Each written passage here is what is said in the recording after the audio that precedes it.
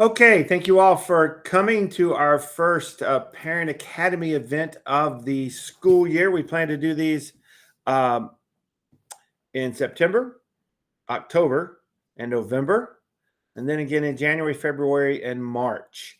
So at least 6 times this year. We'll have a theme for each one and let you know what all those themes are. Sometimes they will be like this, some will be in person. We're going to see how that goes, see what's the most convenient for our families and works best for everyone, because when you do this, you don't necessarily have to leave home and arrange babysitters, but maybe sometimes you want to leave home and arrange a babysitter. So we're going to be in touch with you over the next steps as we move through this. This one comes really fast because we've got them scheduled for the first Thursday of each month, and September 1st is the first Thursday of September. So we're off and running with Parent Academy. I'm going to start and share my screen. Today's focus is, if I get the right button.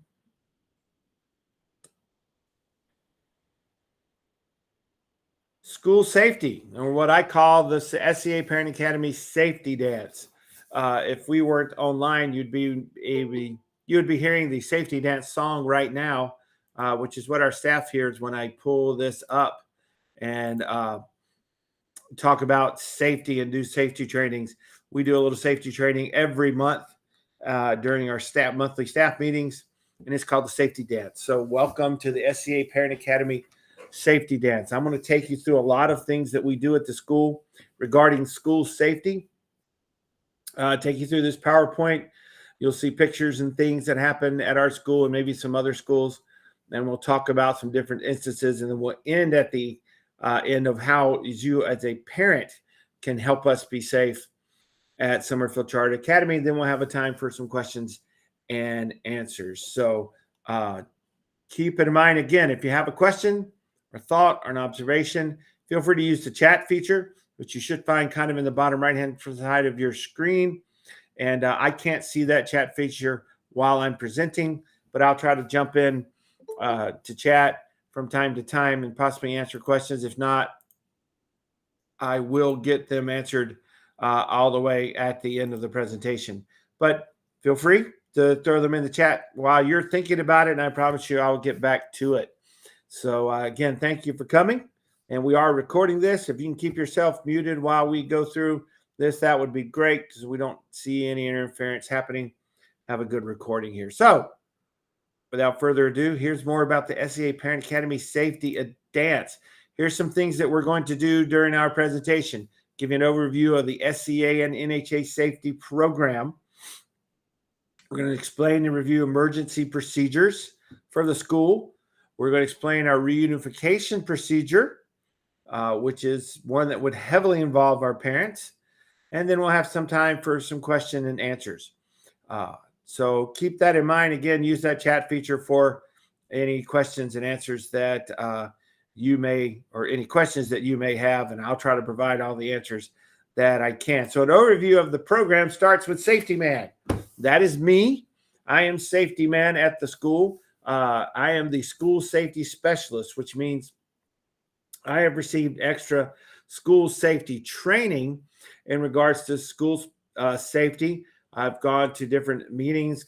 I go through different trainings and capacity and opportunities during the summer. I get specific training, and I am the one responsible for the entire safety program. I'm nicknamed Safety Man. This is my 23rd year at NHA. I'm approaching 20 years in school administration, 10 years here at SCA. This is our 10th year. Pretty excited about that. And I was a teacher for 4th grade. Some pictures of me at my desk, famous for my bow ties. These are my 4 kids. And the right, I call them kids very loosely. My youngest, who is my son there in the glasses, he's 25. And my oldest is 30. So they're not kids anymore, but you know, that's what the dad calls them. That's my dog there, Chester. He's famous for making appearances when we were working virtually so much. And then there is Safety Man himself, who makes appearances, especially during school safety week. He's very famous around school. and I've met him a few times, and he's really concerned about school safety. And I'm sure he will make appearances this year. As part of the SCA safety program, I am the school safety specialist. That is something that we have at every NHA school. And again, I've gone over the different trainings that I may have. We also have a safety team. And for us, it is the school leadership team, which is a representative body of a teacher from every grade level and specials and special education, and even someone from the office. Those people form our safety team. And during our monthly meetings, we cover different issues with school safety. We also have a threat assessment team. Those people are members of the school leadership team and safety team, but have received even extra training on threat assessment. That school administration and 3 teachers, one from each wing, took the training with us, and it was how to work through certain situations that may occur to school, analyze that threat, and see how the school may need to react, whether the threat is from internal or external forces. So we've had specific training on threat assessment. We have a large group of people who are CPR and first aid trained, which is something that you may not know. We have a lot of us who are trained in CPR and basic first aid. It's not just the ladies in the office or the PE teacher. There's a group of several of us who have taken CPR and are currently certified in CPR and basic first aid, that we can aid a student or someone at school in need. And finally, we have a crisis prevention intervention team, the CPI team. Those teachers and staff members are specifically trained to intervene in a crisis that has to do with a student and possibly a parent, but most likely a student who is experiencing crisis there at school, and even ultimately may need to be physically restrained from harming themselves or others. So you can see we have layers of school specialty people or school safety people, not just one safety specialist, but a whole team of people focused on safety, people who are focused on making assessments of threats, people who can respond, that are CPR and first aid trained, and people who can intervene in a somewhat dangerous situation to help prevent students from harming themselves or others. So it's not just a plan and some drills. It really is a group of people who are trained and specifically certified in different areas to assist during school safety events. We have some national partnerships that we go through, even through NHA. Safe Havens is the one that helps us devise our NHA plan and our school-specific plan. Safe and Sound Schools are people that help us put together drills and things like that. All of these different people have a role. The Raptor technology is, of course, the Raptor that you sign in. Vector Solutions is how we get a lot of our training. The NHA safety program is a very comprehensive program. It's reviewed and revised annually. We got the brand new edition that just came out just before school started. And it's designed to be a real resource for those of us in school safety, those of us at school. If there's an event that happens, we have this program right at our fingertips. We have a safety hotline that we can call for assistance. And we have specifically trained people in the building to help with lots of different threatening situations. We also have some very standard equipment that are in most all NHA schools. Our school is 10 years old this year. We are in our 10th school year. And so we're not that old, and we were equipped with some safety features when we were built. Some other safety features we have added. For example, the front door signage is very important to ward off and direct people through your school. Each outside door of the school is numbered.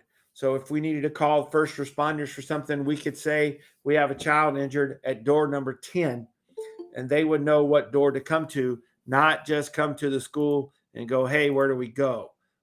So that's an important piece of, we have security inside the school. We have keypad security cameras outside that covers the field, the playground, the parking lot, there at the front door, and security cameras inside that you'll see in just a minute.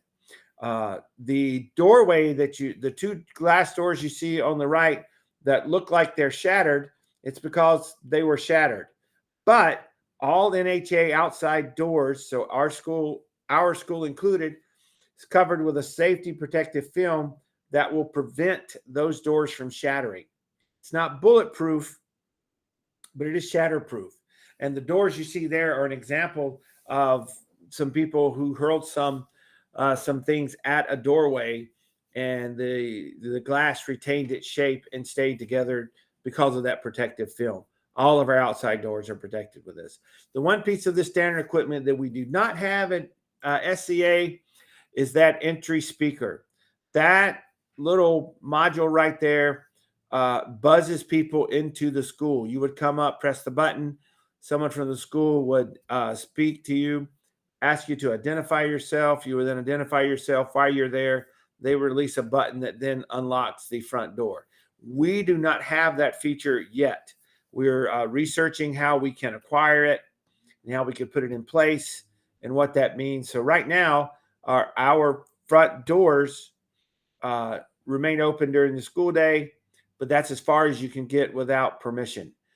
You can come in the front doors of the school up to where the front desk is and Kim Jackson is.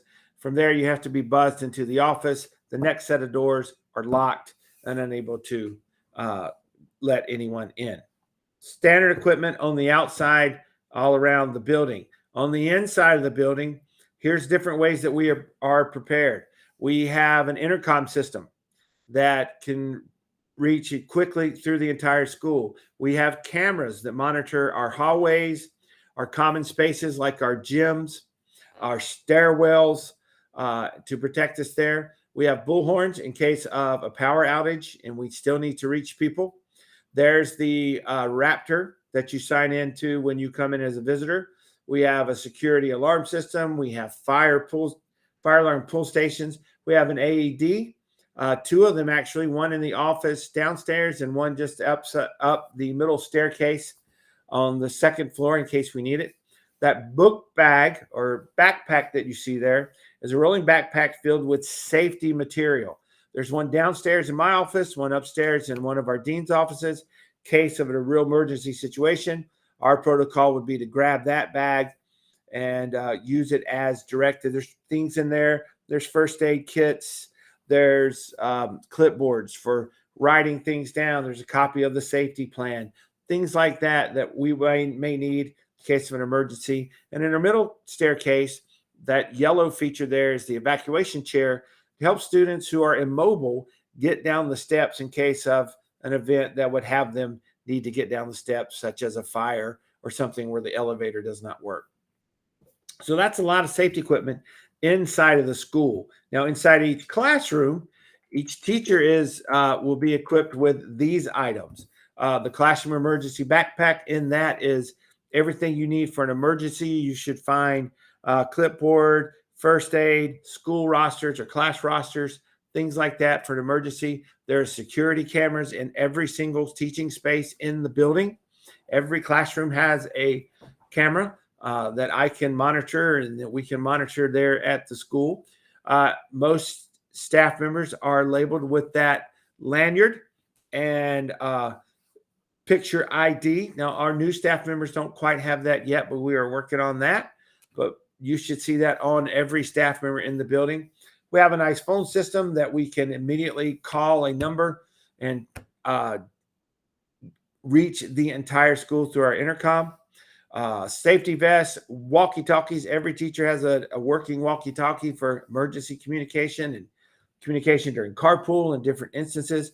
The map there is your fire map that should be posted by your door to show you how to get out. And one important feature there looks like a doorknob. Well, it is a doorknob. It's a doorknob with a push-button lock. So all we have to do to secure a classroom is walk up and push that button, and that door is locked. And it really creates a very secure classroom, prevents people from coming in from the outside. So that's something in every single classroom, every single teacher has these items in their class. Safety Week is another big deal for us. It's coming up October 16th through the 22nd.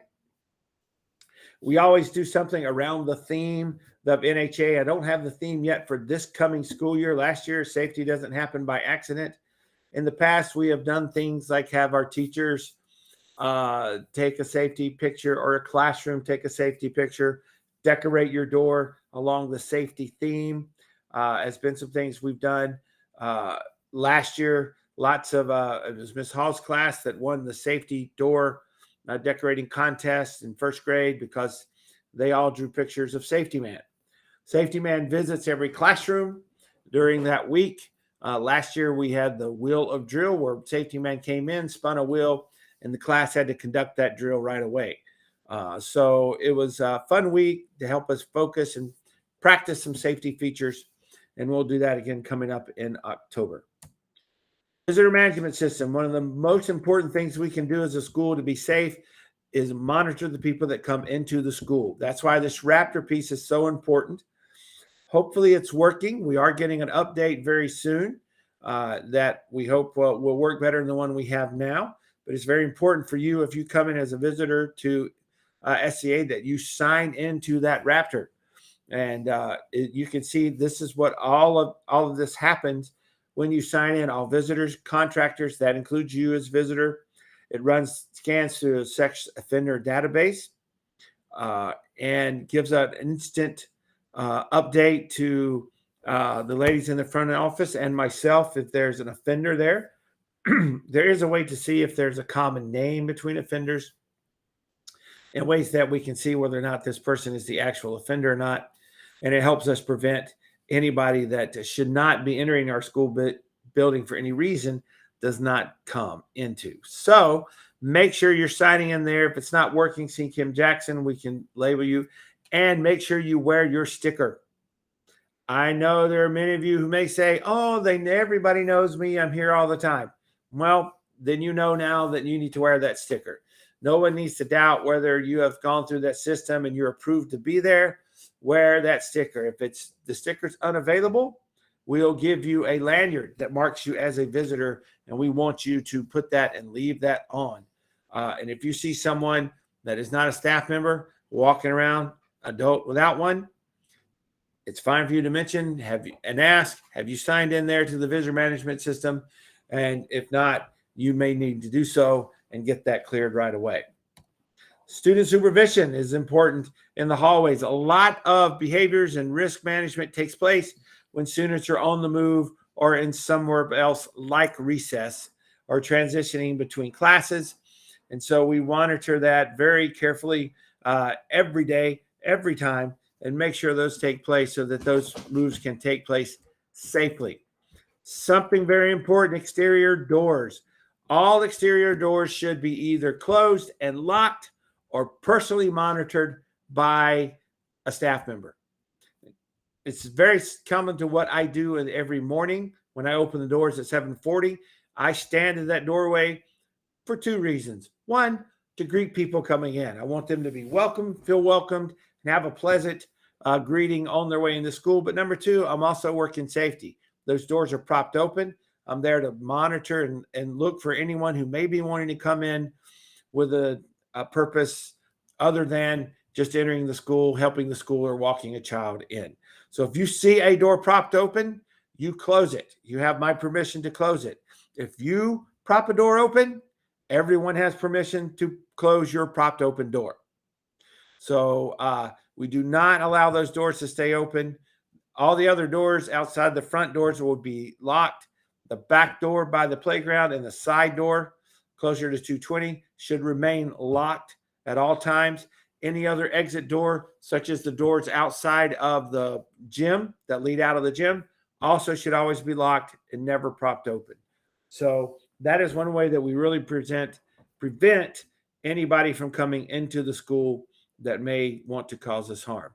Interior doors should also be somewhat closed and locked, especially spaces like you see there, the janitor's closet, any storage facilities that we have any places where students could get in and either do something harmful or get away from themselves, or try to slip away from class. Not that any of our kids do that. Those spaces need to be locked. And I go around and check from time to time as safety man, and if those doors aren't locked, I lock them. Any unoccupied classroom also needs to be locked. So teachers should be able to secure their room, push button, lock it, and not worry about if someone's going to be able to wander in, get into their classroom, take anything they want. So if you're there volunteering and you need to take something to a teacher who's not in a room, you should find that room locked. We encourage our teachers to keep them locked. Some teachers also keep their interior doors locked while teaching, so that in case of a real emergency, they do not need to lock that door. So emergency procedures, we do these in partnership with Safe Havens International. They develop a plan, a procedure for us to develop our NHA safety team plan and our SCA school-specific plan, which lays out the plans that SCA would take in the event of an emergency. It's very important that we have a specific plan for some of the things, and we'll share some of that as we go through this presentation. But they also provide us with ways to record our drills, record any safety incidents, such as if we were to have a visit by EMTs because someone got hurt, or got their finger stuck in a desk. That's a real thing that happened. So we can report those items and track those over the course of time. You may ask yourself during this presentation, why aren't we doing certain things? Especially when it comes to an approach to school violence. School violence gets lots of airtime when it happens, and it's very scary, and it always seems like there should be ways to prevent it. And while we are getting better and better and learning more and more about it, unless the procedures are followed and the school maintenance is done properly, we still open ourselves up to risk. What we have found and what research shows is that the safest, most important thing to do during an act of school violence is to get yourself behind a locked door. So what we do at NHA and at Summerfield Charter, we drill getting behind that locked door.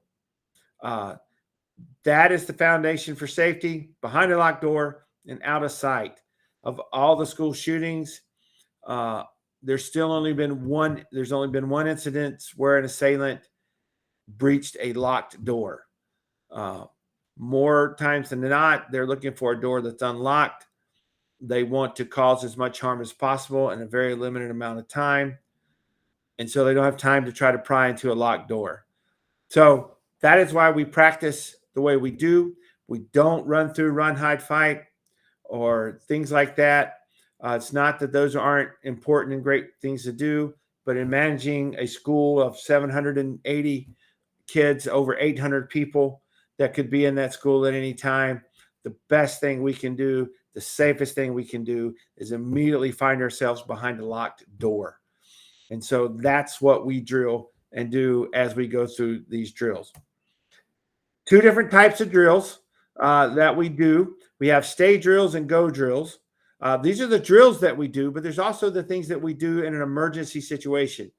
Once whatever threat is assessed, you need to make that decision. Do I stay where I'm at, or do I need to leave and get away from where I'm at? So you either stay somewhere or you go somewhere. Now we're going to go through all of these types of drills and or preventative pieces that we do in case of an emergency. A preventative lockdown. Now, preventative lockdown means there's a hazardous condition that exists outside the building, but doesn't pose an imminent threat. There could be something outside that just by being inside, we are now safe from. For example, an aggressive animal. There are bears in our area. There could be coyotes, dogs. There could be snakes. There could be things outside that are aggressive or something we need to stay away from. And so we do a preventative lockdown. We come inside, we lock our doors, and we don't go back outside.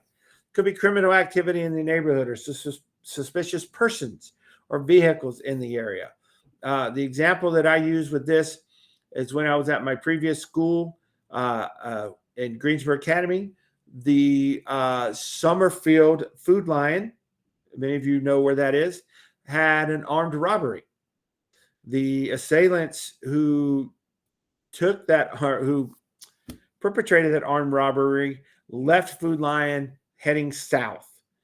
We got a phone call. There had been a robbery up there. The assailants had been moving south.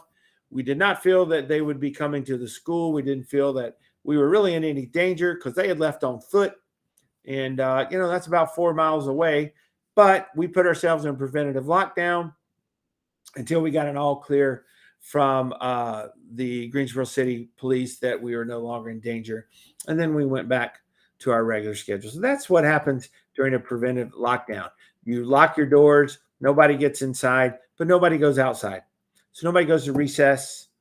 Nobody goes out to the playground or walks around the school for exercise, things like that. We stay inside until we are safe to go back outside. The other type of lockdown is emergency lockdown. Now, this is really what we normally think of when it comes to doing a lockdown. And this is kids getting away from the door, locking the door, turning off the lights, and hiding, for example. This means we need a rapid curtailment of all activities and the protection of everyone behind locked doors. And that means everybody that we can behind a locked door. So the call for us on lockdown is lockdown. Anybody at the school, any staff member is empowered to use the word lockdown, to either call that on the walkie-talkie or on the phone during the intercom, over the intercom, and say, we need to go to lockdown. And whoever calls it has the permission to call it. And then the school responds by putting ourselves in the lockdown. There's no secret code. There's no code red. There's nothing like that. It is lockdown, lockdown, lockdown. And anybody on staff member can make that call. So we make sure that that is there for everyone and anyone to make. Examples that reason why we may have to do this: there's intruder on site, there's a weapon on site, or there's some other intruder. Something is happening that we need to secure ourselves and make sure we are safe. Now, an intruder may not cause mean harm on our students or on our school building, but all of a sudden has ended up in our parking lot or in our way. And the best thing for us to do is to make sure that we are completely safe. Now, obviously, what we fear the most is if there's an intruder causing harm on our campus.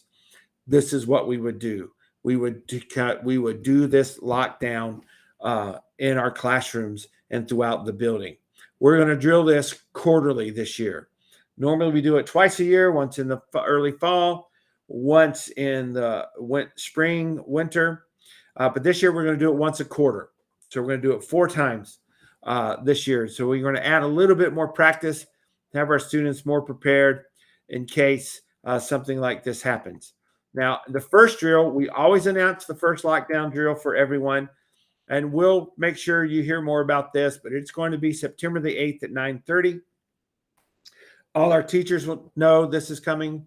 Our staff members know. They'll be prepared for this day at that time to run that first drill.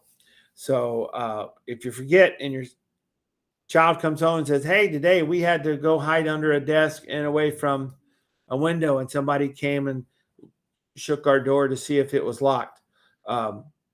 They ran that drill that day. So teachers often practice this before the drill time. So you may hear some stories about that. So keep that in mind. And we'll remind you again that that drill is coming up. Other than that, we don't announce any of our other drills. So action steps that we take in the building: gather students, scan and shout into the hallway or bathrooms. We want to gather students out of the hall into a nearby classroom and get them behind a locked door. So teachers are designed to go to the hall. Anybody here, come here, get in my class. We don't worry about who their teacher is. We don't worry about where they're supposed to be. We worry about getting them into a locked door and safe. We lock our classroom doors. We turn off our lights. and we move out of view of the windows. So we're also taught to ignore the fire alarm absent of any evidence of fire. In the past, some school shooters have pulled the fire alarm, and of course, you automatically think, okay, I've got to get out of here. School's on fire, but they're to ignore the fire alarm. So a couple of important pieces. That's the procedure. If you come in as a sub, or if you're assisting, say, with lunch, that's the procedure you would follow. You would scan the hall, get in the door, lock it, get the kids out of the view of the window, turn off your lights, and hide. Tips for emergency lockdowns and things that we want to improve on. Windows should be covered, should be able to cover them quickly. In the past, it's been debatable whether or not you want to cover your windows because a covered window also keeps first responders from seeing in the classroom. But after further research, we're developing a system and working on a system for our windows that we can quickly either pull down a shade. There's different options, and we're looking for the best one, and we're going to get that done over this school year so that we quickly can secure our windows.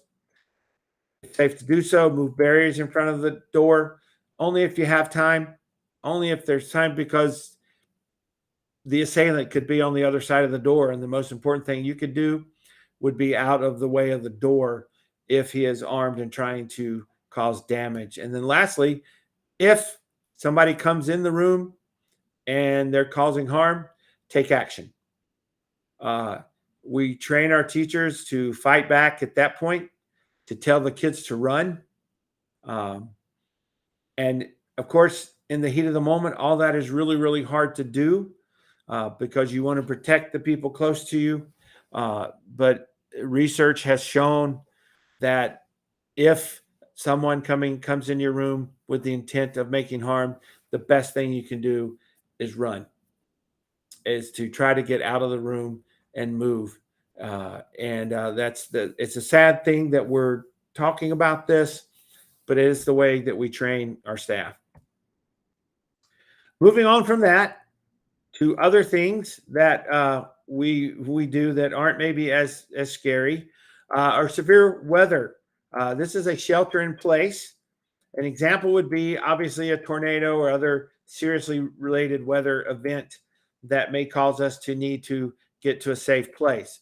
Action step for us is go to a secure location on the first floor. We have spaces. We double stack our kids. There will be smaller kids against the wall, bigger kids behind them. They are down on their knees. They're covering their heads with either a book or their hands.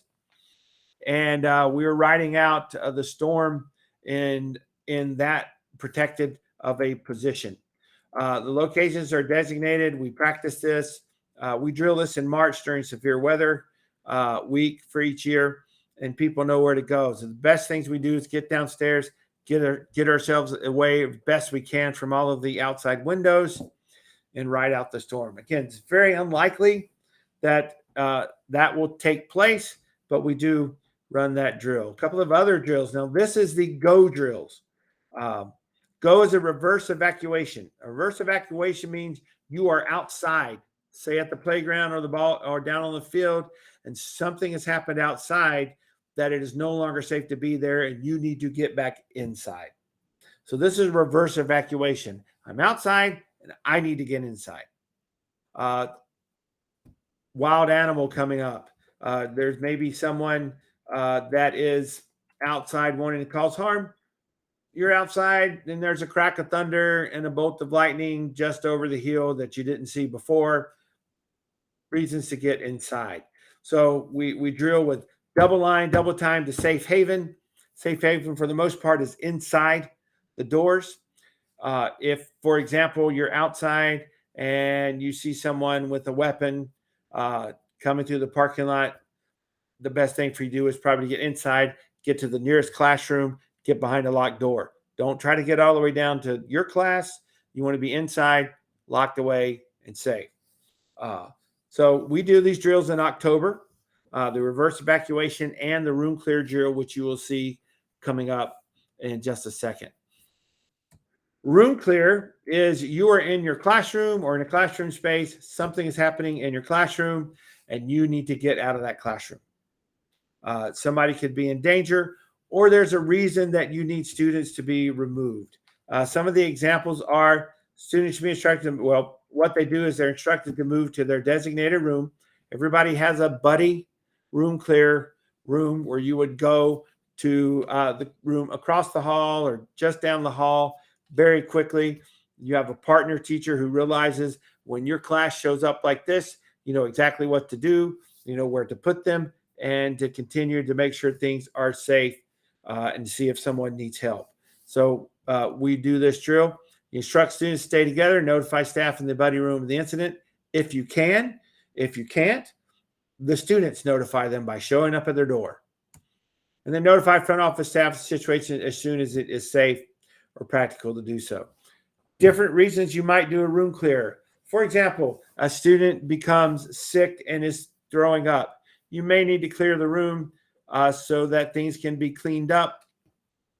You can get the student who is sick some aid, and you may do a room clear there. So nothing threatening, really, just someone who is sick and you need space to clean that up. Other things that could happen. There's a parent in the room who becomes angry with the teacher. It's not a great situation. And the teacher assesses this student or this parent is angry and I need to protect my students. So I'm going to room clear and get my students out of here. I hope the teacher is also calling for help elsewhere and letting us know so we can come and help her. So those are some reasons you would do a room clear drill or a room clear. And we drill those again in October. Evacuation. Now, this is very extreme for the school. Something has happened and the building is not safe. The building has been damaged. There is a person on campus that has caused harm or is causing harm. There is an event that maybe is causing a gas leak, and being at the school in that building is something that we need to remove our students from to keep them safe. So something has happened in the building is not safe. Fire, bomb threat, etc. Well, there's different ways to do this, but the idea is that we will move to Summerfield Baptist Temple. That is on the other side of 220, but is the only place that is nearly large enough to house our entire school. So that is my evacuation spot, Summerfield Baptist Central. I will pull this up in a minute on a picture and you'll see it. We take our emergency backpacks with us. Our office staff has go bags that we keep class rolls and things that we need to do our reunification plan, which we're going to talk about in just a second. We all take our radios. We all put our safety vests on and we head out. And the staff drills this each year. We actually walk across 220, all wearing our safety vests, over to Summerfield Baptist Temple, where they've been great partners with us. And we have a plan. This is where kindergarten and first grade goes. Here's where second through fifth grade goes. Here's where middle school goes. Here's a place where kids who might need some extra care goes. And here's where we set up for the reunification place. And we go over there and we practice that coming up here soon. So evacuation and reunification. Obviously, if we've left school and we're not able to come back to school before it is time for you to pick up students, we will do our reunification plan from Summerfield Baptist Temple. Now, remember, something extreme has happened. The building is not safe, and staff and scholars have moved to Summerfield Baptist Temple. So something extreme has happened. So that's the only reason we would do this reunification plan. Now, there's two types of movement that can happen. Number one, the entire school goes together. We have learned something's happened. It's not safe. We need to move. Safety specialists, whoever calls, we're going to evacuate the building to Summerfield Baptist Temple. We tell our teachers to prepare, and everyone moves from where they are at to their fire drill position. At that fire drill position, we communicate with each other over our walkies and we begin the procession. Homeroom teachers stay with their classes. Our specialists head to 220 to serve as our crossing guards. to make sure it's safe for our students to cross. It's not a great plan because that's a big road. They drive fast on it. However, something has happened and we have to leave the building, and we are moving to Summerfield Baptist Temple. The second type of event is something has happened on campus. We find ourselves in lockdown. Once you go into lockdown, you do not leave that lockdown until it's safe to do so. If something extreme has happened in the building, you do not leave that lockdown until you are released by first responders. And if that is the case, you would leave by classroom and move as safely as you can over to Summerfield Baptist Temple. We'll communicate with you through school messenger, letting you know what's happening, letting you know when it's time to come, when you can come, how to approach the school.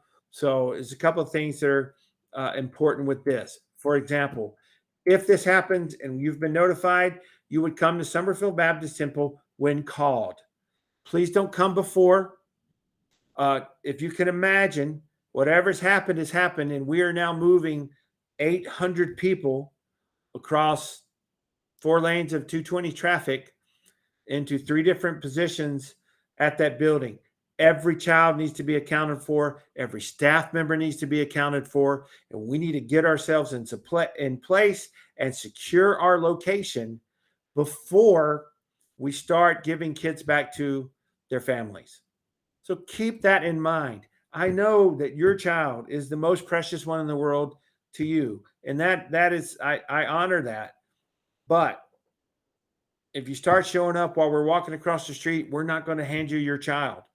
We're going to take them with us to Summerfield Baptist Temple, get them secure in there, and then you can follow our procedures for checking out your child.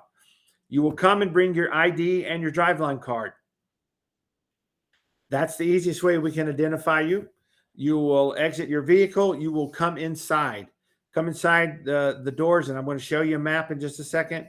You'll meet our school staff there at tables. You won't be able to go in the building very far, but you'll meet them there. Show your ID, driveline card. We will send runners to get your child because we know where they're at. Bring them to you there. You can exit the building and exit in your car. Please be patient. There's an extreme situation that has happened. It is horrendous. We have moved to Summerfield Baptist Temple because we absolutely have to. And it's going to take forever to reunite all of our families. I promise you, we will work as hard as we can and as safely as we can to get your scholar back to you as we need to and as we can. But please be patient. In an emergency situation, the last thing that I would need as an incident commander there, or our teachers or other staff that are trying to keep everyone safe, correctly identify students who need to go to certain people and get them to you. Don't need someone upset, mad, demanding things of us when we are doing the absolute best we can. So just please keep that in mind. Let me show you. This is a map. Now, this is kind of an old picture. Those of you who have been there, this is your 10th year at SCA. You remember when 220 was like that. In fact, off to the left is where our school is right now. And right now, it's not even built in this picture. However, Summerfield Baptist Temple is all the same. You would have to come to Summerfield Baptist Temple using Winfrey Road. Now, you're going to have to approach from the south because there's no way to turn across traffic there traveling south on 220. So you're going to be traveling north on 220. You would turn into Winfrey Road. Now, you can see there's a parking lot there, but we will very quickly overwhelm that parking lot if we're in reunification. What you can do, and what we would anticipate happening, is forming a line. Now, the blue line there, and then probably down the right-hand lane of 220, and having cars follow those green lines. You can actually circle through there, and the orange circle is the kind of the front doors of the church, and you would come in those double doors, with your identification, with your driveline card. And our students will be housed in 3 different locations in the church. It's much bigger than it looks from the outside, and there is room for all 800 of us in there. That will just be in 3 different locations. And you'll come to the table. Terry, Kim, specialists will be there at the front to help you get your identification and make sure we have who we need. And then they will go run and get your scholar and their materials and bring it back to you. Now, in the event of a situation where we're dismissed a class at a time or a little at a time by first responders and we're making our way to Summerfield Baptist Temple, if your son, daughter, scholar is not with us, we will ask you to step across into the fellowship hall. If you look at the three buildings there, the one closest to 220 is the main sanctuary. 2nd through 5th graders will be in there. The second building that's kind of perpendicular to that building is on the first floor, classrooms where our kindergarten and 1st grade will be and where you will come to pick up your scholar. On the 2nd floor is the old sanctuary of the church where our middle school will be. The third building there, kind of parallel to the middle one, is the fellowship area. If we're being dismissed one at a time from the school and making our way over there in pieces, if your scholar is not with us, we'll ask you to park and go into that fellowship hall area while we wait for your scholar to arrive and make sure they're safe and get them to you. It will be a very difficult situation if we have to make that move. It's very, very, very unlikely that it would happen. But just in case, you have some idea now what you would need to do during a reunification plan. Your driveline card is your friend. Your identification is your friend. And I promise you, all of us in this situation, the safety of our scholars is the ultimate goal in making this move. And we will be very protective of them. So coming to pick them up, we're going to be very protective about who we hand them out to. So that's why your ID and your driveline card is very, very important. So how can you help as a parent? Well, some of you may have watched many years ago the David Letterman show. I love the David Letterman show. Came on too late. I didn't watch it a whole lot, but I always enjoyed it when I did. And one of the things that I really liked was the top 10 list. So here's the top 10 list for how parents can help during an emergency situation. 1, be respectful, responsible, and safe. That is important at all times. If there is an emergency situation, we are all going through it. Being respectful to us will help all of us cope with whatever's coming our way. 2, wear your visitor tag and make sure others wear it. I know some of you are there every day. And everybody knows me. I'm here all the time. Now you know that all the time you need to wear your visitor badge or that lanyard, whichever one we're giving you that day. Wear that tag, and any adult you see that doesn't have it, you have my permission to say, go get your tag. All right? 3, be mindful of your scholar's social media. I cannot stress that enough, especially for our middle school parents. So many dangerous things happen on social media. So many things you need to be aware of as a parent. I would personally very much limit my child's access to social media. In fact, we hope to have in our October Parent Academy meeting an expert on protecting yourself online and helping protect your children. So be mindful of that social media. I can't stress that enough. There are challenges at school because so-and-so said something on social media last night. There's lots of talk and quite honestly, bullying that happens sometimes over social media. The school is very limited as to how we can address that and work on that. So you as parents, please be aware. Report any concerns to school administration. If something comes across your social media feed from your kid and they don't know what to do with it, report it. Let us know. Maybe we can help. Maybe we can't, but at least we're aware of what and what we can do. Often, even though we may not be able to address it directly in a school disciplinary fashion, we can contact the parent and say, hey, This was brought to us.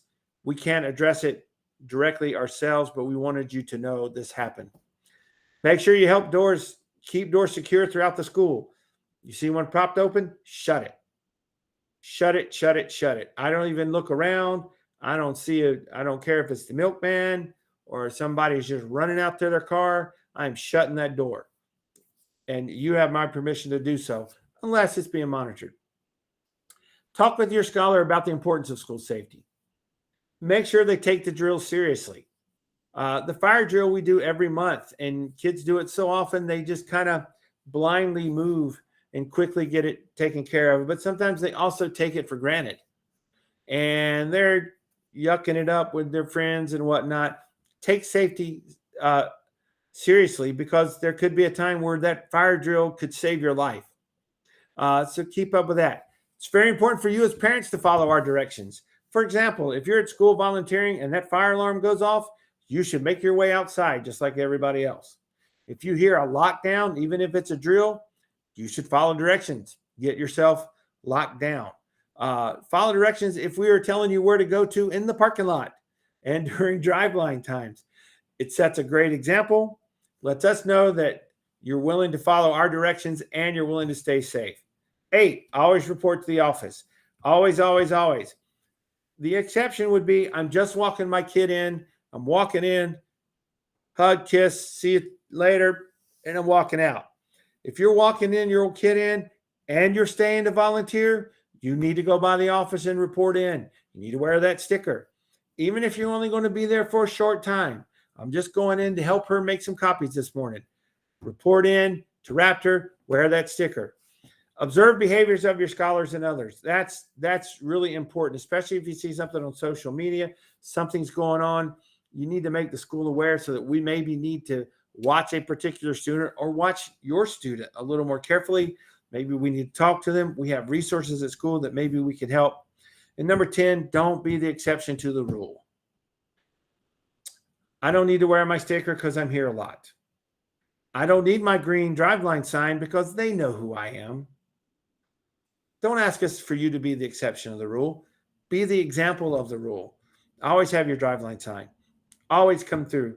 And know that if you don't, we're going to make you drive around and park. Always do the drill with us if you happen to be at school. Always report to the office, wear your lanyard. Don't try to get out of that because we know who you are. It sets the right example. Everybody in the building may not know who you are. And we want to make sure that's identifying. So top 10 list, some things you can observe. These are things you can observe from your student. And if you see them, maybe you need to take action. If you see someone make threats, this could be over social media, could be in person. If you feel like someone's intense or escalating anger, my son, my daughter, they seem to be getting angrier and angrier over something. That is something you take note of as a parent. They have sudden interest in weapons.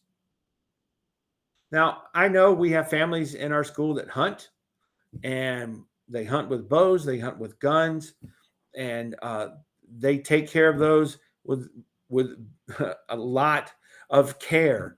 But if all of a sudden out of nowhere, a scholar or your son is coming home and saying, Jimmy sure is talking about guns a lot, let somebody know. Look for sadness, depression, and isolation. It's a sign if they don't want to come to school. It's a sign if they're depressed often.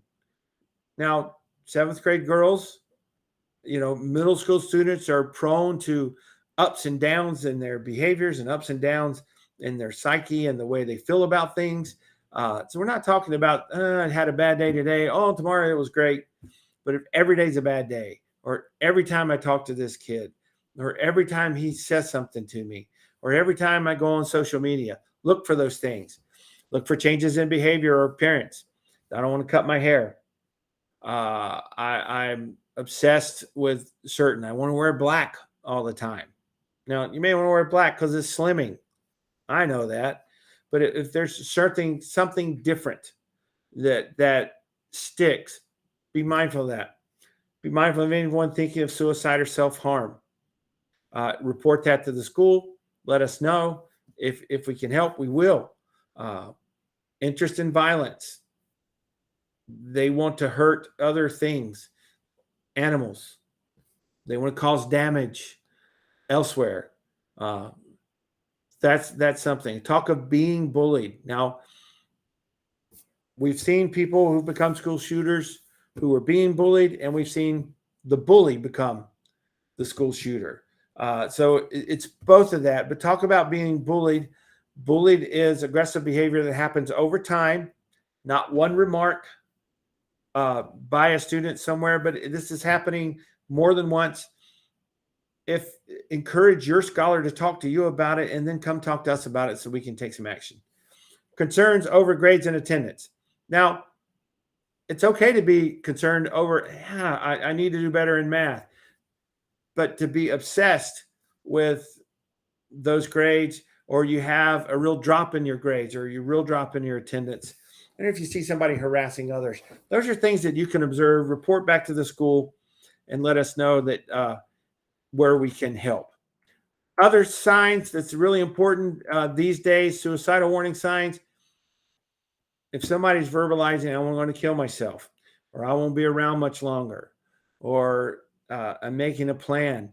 There's changes in eating, sleeping, decreased productivity, less participation, self-injury, cutting, scratching, things like that. Be mindful of that, whether you see it in friends of your scholar or your scholar, and let us know. Maybe we can help and get some assistance for you. And then report it to your leadership team. Our upcoming middle school students will be taking the Say Something anonymous reporting system training, where they will be trained on how to use the system, why to use the system, and what to report over the system. It's 100% anonymous. The phone number is monitored 24 hours a day. Leadership team is reached almost immediately after a report, depending on the report. And while the student is not shared unless it's given permission to, the school leadership team reacts to it. So keep that in mind for our middle school students. And really remember that we are really all in this together. Safety is the foundation of everything we do, and we try to do this safety thing consistently. And it takes all of us, because safety is everyone's business. And we really like to take that seriously at SCA. We take it seriously with our staff, and we want you to take it seriously as our parents. So that's the end of my presentation. So I am going to stop sharing here and come back and check here for any questions. So now if you have a question, you can type it in there. I'm going to scroll from top to bottom and make sure I get as many as I can. How is the entry via playground protected when kids are in the playground? The entry to the playground is locked, and it stays locked. So when kids come out the door, that door closes and it stays locked. So a teacher has to be there to let them back in. It's a scan. So they scan their card, door unlocks, and they can get right in. That's how that door is protected. Are the school doors and windows bulletproof? They are not. I don't think they ever will be. As I can't speak, I don't know it by heart, obviously, but the cost would be extreme. But as I explained early in the meeting, our outside doors are covered with a film that keeps them from shattering. So in one instance of school violence, the young man shot out the school door and gained entry to the school that way. In the instance of using that film, even though he could shoot and bust the window, it would take much more effort for them to get inside. So I do not, I don't anticipate us having bulletproof windows. What emergency agencies are responsible responding to emergencies? It's a great question. We are in the county, so our main response is Summerfield Fire, Summerfield EMT, and the Summerfield Sheriff's Office. Those are all very close to the school and would respond quickly. In fact, The Summerfield Sheriff's Office comes over randomly from time to time, drives through the parking lot, even will park and get out and walk through the school building just for some presence, to check on security and to let people know that they're there looking. We do involve them in drills from time to time. We've had the sheriff there for our lockdown drill. If we ever do even a mini full reunification drill, we'll have some first responders on site. We've had the fire department there during a fire drill. So yes, we do involve them in drills on occasion, but not every month. The estimated response time to the school would depend. Every time that we have called, it's very quick. We're close enough to the fire station that we can hear the sirens coming before they even leave the fire department. I don't know the exact time, but it's very, very quick. And of course, it all depends on the situation you may find yourself in. But the few times we have needed, say, EMT, we've never really needed fire, but our fire alarm has gone off because something has happened in our pump house, and it sets it off, an emergency signal that we weren't aware that was going to happen, and the fire station has to come. They're usually there within minutes, but I can't tell you the exact time. Is there clarity who's actually in charge once they have arrived? Yes, that was a major problem and what happened in Uvalde. The clarity would be, basically, I am in charge at school until first responders come. And then the protocol in North Carolina states that the first person on site assumes charge, depending on what has to happen. For example, North Carolina law enforcement has, I don't remember exactly what they call it, but kind of a seek and find, that the first two officers that arrive at an active school shooter, they go and seek out the shooter. The next team that arrives goes and seeks out people who may be hurt. So in that case, I would still be conducting business at the school while waiting for someone from law enforcement to come and take charge. So there's protocols that North Carolina has. In a school event, everybody responds. So if we were to call 911 and ask for people to come, everybody within reach is coming. So you could get highway patrol, you could get sheriff. We're probably even close enough that Greensboro City Police could probably come as well. Everybody responds to a school emergency situation. It really, there's a lot that went wrong, it seems, in Uvalde. I don't know how many lives could have or should have been saved, but they didn't take the right action. And it seems like there's even breakdowns. So the man who was causing harm shouldn't have been able to get into the school, at least without some extreme measures. So it's very, very sad. But as the safety specialist, we learn from that, and it helps us be more preventative with what we might see coming, and helps us to work hard to be safer here. So it's very sad what happened there and other places. Are there other questions? I only saw 3 there in the chat box. I know we're at 7 or a little after 7, so we only want these to take about an hour. So I don't want to prolong our time, but if you do have other questions, I'm very happy to field them here.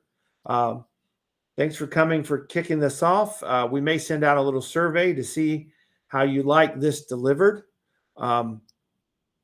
If we get more participation online like this, we may continue to work online. If you might want more participation by coming into the school for an evening, we may do it that way. But we want to make sure these are profitable times for the people who take the time to get here, and for those who might watch it later on our recording. So last call for questions. If there is none, I thank you all for coming to our first of hopefully about 6 Parent Academy times for you over the course of this school year, as we tackle different topics that I think are important to you as a parent and important to us as a school. So look for more information coming out about the one in October that is scheduled for October the 6th. And we'll give you more information about that. For those of you who are here, don't forget tomorrow we're having Career Day. So we're encouraging our schoolers to dress up in the theme of what I want to be when you grow up. I'm dressing in the theme of what I wanted to be when I was growing up back in the day. I didn't become that, but hey, I could have maybe. So tune in tomorrow to see what that might be. So thank you for coming. Thank you for giving your time to the school tonight and being part of this First Parent Academy. I hope you found it informative and helpful, and that you know how important we keep safety in mind in the school, how much we prepare. And being almost 20 years into administration, I've seen it grow and grow and grow, and we're much more prepared than we ever were before. And obviously, if something happened, it would be a real challenge. So, but we drill and we get ourselves ready. So thank you for coming. Appreciate you being here. And thanks for choosing SCA. And I hope you have a good night.